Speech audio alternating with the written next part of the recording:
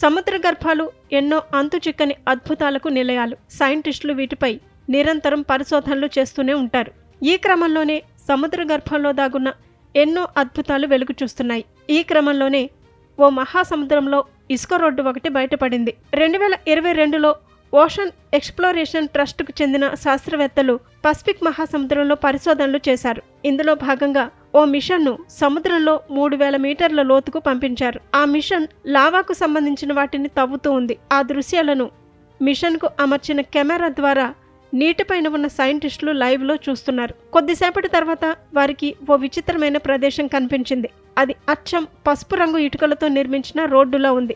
దాన్ని చూసి వారు ఆశ్చర్యపోయారు. ఆ రోడ్డు సముద్ర గర్భంలోకి ఎలా వచ్చిందన్న దానిపై వారు పరిశోధనలు చేపట్టారు. బంగారు వర్ణంలో మెరిసిపోతున్న ఆ రోడ్డు వేల ఏళ్ల క్రితం సముద్ర గర్భంలో కలిసిపోయిందా అనిపించింది. ఆ ఇటుకల రోడ్డును చూసి అది అట్లాంటిస్ నగరానికి మార్గం అయి ఉంటుందా అంటూ ఓ సైంటిస్ట్ ఆశ్చర్యం వ్యక్తం చేశారు. మిగిలిన వాళ్ళు కూడా దాన్ని చూసి నోరెళ్లబెట్టారు.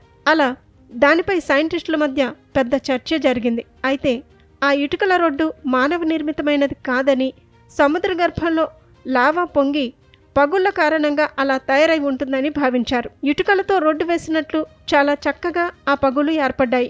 దాదాపు 10 అడుగుల వెడల్పుతో 20 అడుగుల పొడవు వరకు ఆ ప్రదేశం ఉంది.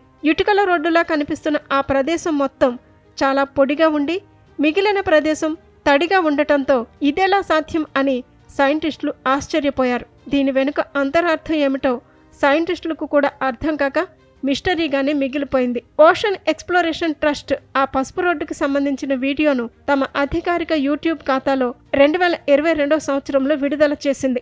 వీడియో పాతదే అయినప్పటికీ ఇప్పుడు మరోసారి నెట్టింట వైరల్గా మారడం విశేషం. 2022లో కూడా ఈ వీడియో తెగ వైరల్ అయింది. లావా కారణంగా ఏర్పడ్డ ఆ రోడ్డును చూసి జనం ఆశ్చర్యపోతున్నారు. ఆ వీడియోపై నెటిజన్లు రకరకాలుగా స్పందిస్తున్నారు. అట్లాంటిస్ ఉందనడానికి ఈ రోడ్డే సాక్ష్యం, అద్భుతం అంటూ కామెంట్లు పెడుతున్నారు.